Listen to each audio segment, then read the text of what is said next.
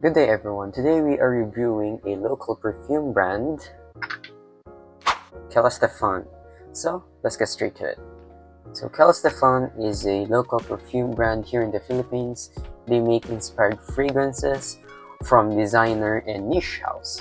And they make a pretty good job on copying or capturing the DNA of this inspired perfume. So let's get into the review. So we have a total of 4, technically 5 fragrances. We also have a freebie here. So we have 2 designer and 2 niche to see how the quality of their inspired fragrances and to see how good they are. So we're gonna be tackling the designer fragrances first, since designer fragrances are much of a easier or viable fragrances to wear. I'm not saying that niche fragrances are very hard to wear or very difficult or challenging to wear, though there are niche fragrances that are quite challenging to wear. But of course, since designer fragrances are much more known and they are much more easier, or rather I should say they are much more accessible to the public, of course we're going to talk about them first and we'll work our way to the niche fragrances. So let's talk about a well-known fragrance in the community first, Jopo Gaultier's Le Male Elixir. So this is their take on Le Male Elixir. So Le Male Elixir was introduced back in 2023 and it was one of the most hyped fragrances ever, probably the most hyped fragrance in that year. And the nose behind this fragrance is the legendary Quentin Bish, and it was manufactured by the designer house of Jean-Paul Gaultier. So this is a really sweet fragrance, way sweeter than Le Male Parfum. That's why I prefer Le Male Parfum than this. But since I want a change of pace, I ordered this one. It's sweet, tonka, vanilla, honey, tobacco, lavender, mint, all mixing together is just so nice. But it's a bit too sweet, kind of cloying, but it's really playful, you know. And sweet, playful fragrances tend to be much more bearable in the nose compared to other annoyingly cloying sweet fragrances. This one is one of those sweet fragrances that you'd like, even though it's overly sweet, it's over the top, but it's still a great fragrance. It's very viable, you know. I'd say that this is around 85 to 80% close to the original. It captures the DNA very well. So let's talk about the performance now. The performance of this, I just wore this yesterday, and damn, this is a beast mode. Probably the longest lasting out of all these fragrances, even longer lasting than the niche inspired by here. It lasted around 8 hours. The longevity is insane, I know, and the projection is loud. From the first hour to the 4th hour mark, this thing is loud, extremely loud. So I suggest you to tone down the trigger when you're gonna wear this fragrance. Just 4 to 5 sprays and you're good to go. The sillage is great. In the first hour or two, you leave a good amount of central with this one. So yeah, the performance of this thing is actually amazingly great. So for my rating, I give this a perfect 10 out of 10 because of how easy, probably the easiest perfume to wear out of the bunch, since, you know, sweet fragrances, vanilla, tonka bean, all that kind of stuff, and the hype. Of course, I give it a 10 out of 10. But personally, I prefer the Le Male Parfum Flanker, but I haven't got it yet. But I have a decant there, and I much prefer Le Male Parfum since, you know, it's oriental, it's spicy, and it's a bit more toned down. So it's a bit more kind of a much more well blended perfume compared to this one. So yeah, I suggest you wear this on the colder seasons. You can wear this on the hotter seasons, but not in the where the heat is just, it's gonna emanate so freaking hot that you'd kill someone with this. Probably around the colder hours of the day, or probably around 6 p.m, something like that. If you're going on summer nights, this is viable in the summer, but on the colder hours, of course. And this is a kind of a casual to special occasion kind of event type of fragrance. So yeah, you can wear this anytime you want, as long as it's not in the high heat. So yeah, It's a really great fragrance.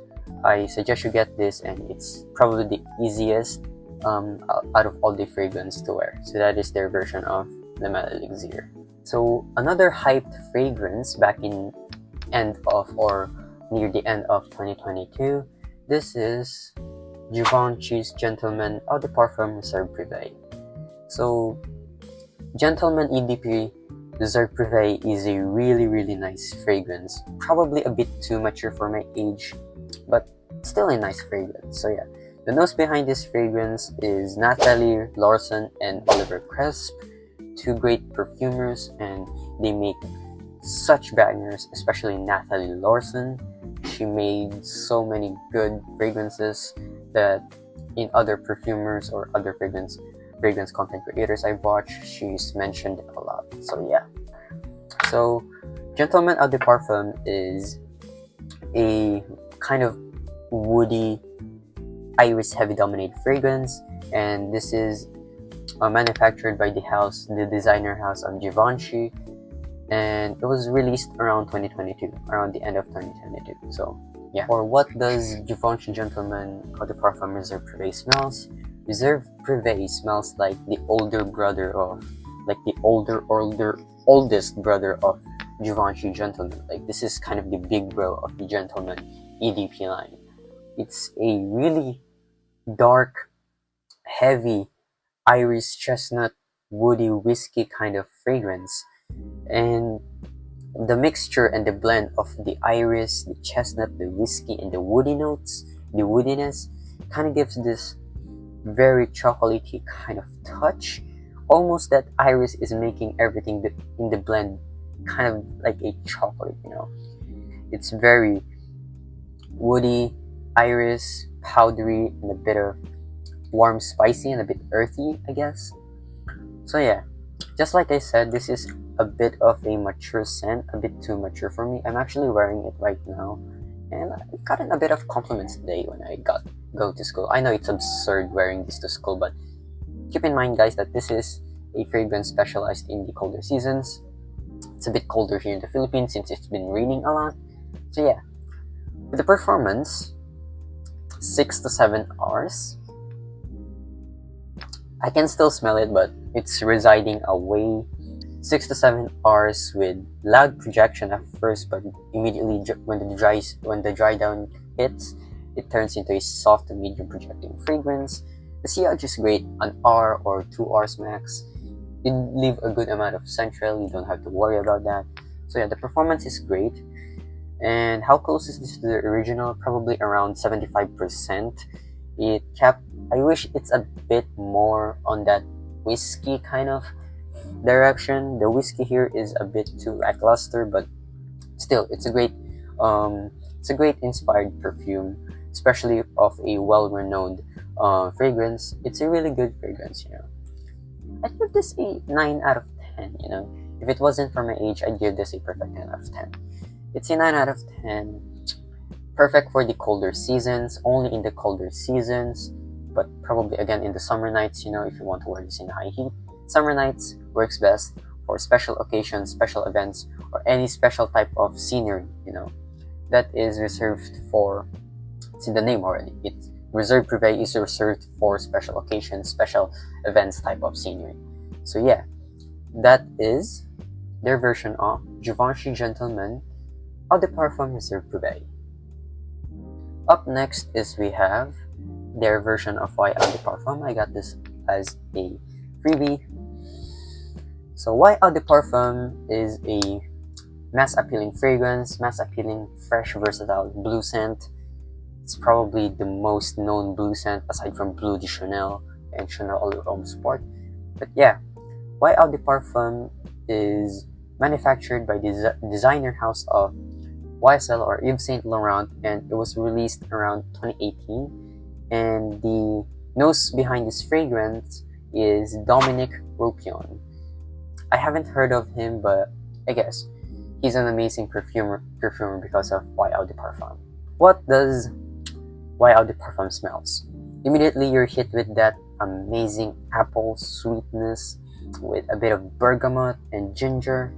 Then it dries down into this sage, cedar, vetiver goodness, and a bit of that olibanum. You know, the olibanum is enhancing that sweetness quite a bit.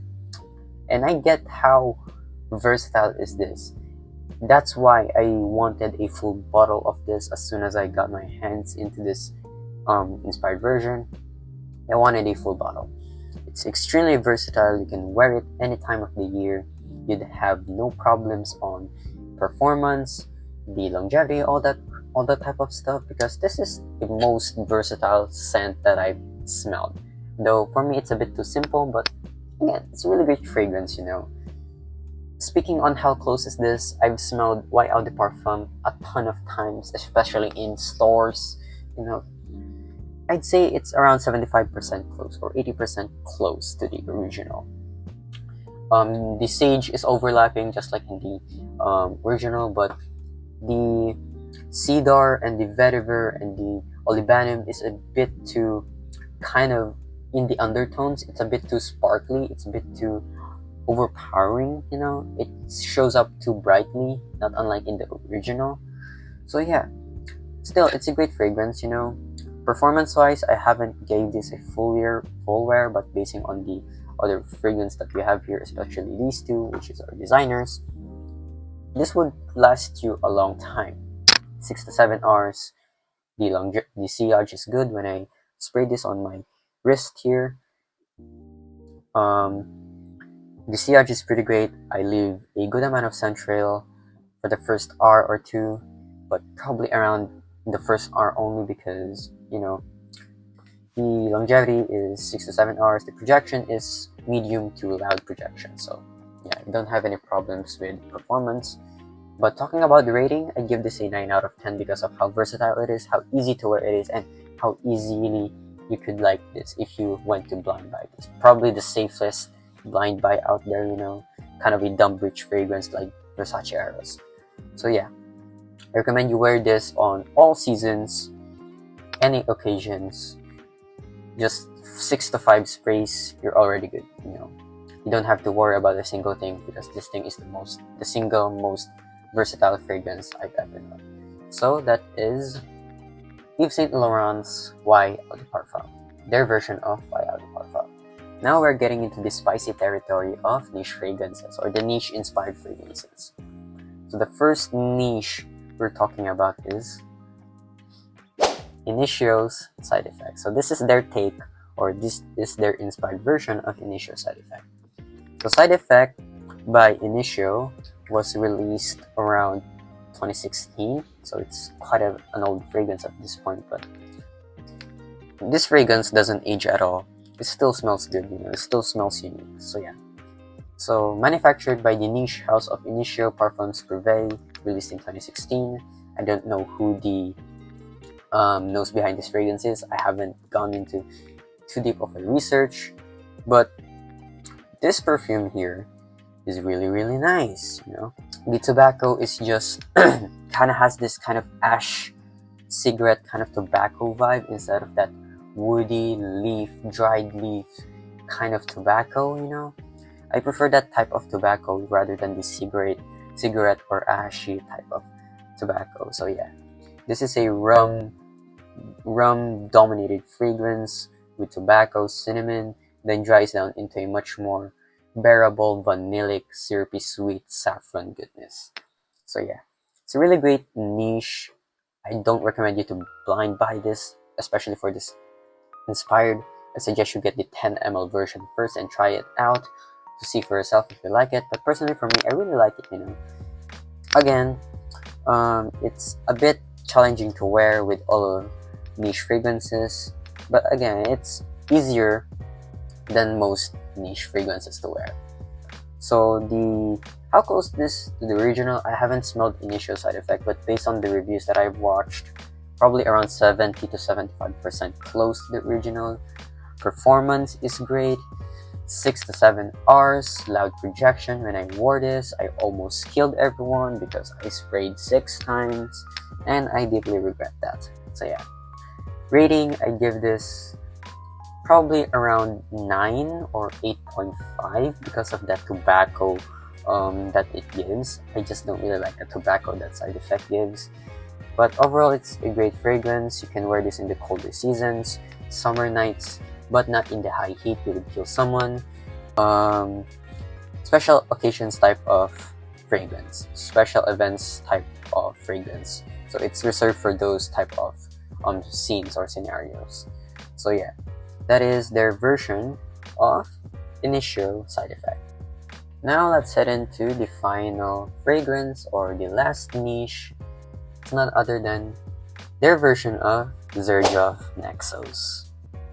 So Xerjoff Naxos was produced or is manufactured by the niche house of Xerjoff and was released around 2015, so it's a year older than initial side effect. And this is a really nice citrus, sweet, gourmand type of fragrance. It's smooth, the blend is nice, the lavender, the bergamot, the lemon just makes it so nice in the top note. Then it dries down into this honey, cinnamon, kind of a jasmine, and vanilla and tobacco goodness. So yeah, it's an extremely versatile scent, I would say. Because of the top notes, it can be worn in the high heat or hotter seasons, but just don't overspray because this thing is a beast mode. Despite being an inspired fragrance with the reputation of the original, it's a beast mode fragrance as expected. Though the tobacco and vanilla mixture here kind of gives this animalic kind of vibe. I don't know if it's the jasmine, the bergamot, or the lavender doing that, but the mixture of the vanilla and the tobacco here is just giving this kind of animalic kind of musk. I don't know how to describe it. The rating, or how close is this fragrance to the original? I smelled the original on a decant somewhere in Ayala Malls in Tagaytay, and I'd say 75% to 80% close. And it's a damn good inspired fragrance. The performance is amazing, man. Longevity probably around par with Le Mel Elixir, 8 hours, and the sillage is good. First, second hour, you'd leave a good amount of scent trail. The projection, loud, beast mode. So yeah, I'd give this a 10 out of 10 because of how versatile, how good this fragrance is, how sophisticated, and how unique it is compared to all the fragrances, compared to all the inspired fragrances I've had. Perfect 10 out of 10, no doubts, because again, it's Xerjoff, of course. And when to wear this fragrance: high heat, colder seasons, doesn't matter. As long as you spray the right amount, you're good to go. And special occasions type of scent, probably you wear this on occasions that you want to feel sophisticated. You're wearing a nice suit that makes you stand out in the crowds, and this perfume is gonna make you stand out even more. So yeah, that is their version of Xerjoff's Naxos. So yeah, that sums up our video on reviews of local perfume brands, and this is Kella Stefan. So yeah, I suggest you to try out their fragrances on their 10 mls before getting the whole thing, because you don't know that, or some of you might not like the scents that I've described here. I know that I held most of them in high regard because yeah, they are good. They are extremely good. And for a few advices, I suggest you get the easiest thing to wear, or the easiest fragrances to wear out of the bunch. It's gonna be White Eau de Parfum and Le Mel Elixir. And for the niche, probably Xerjoff Naxos, because side effects, tobacco is a bit too much for me.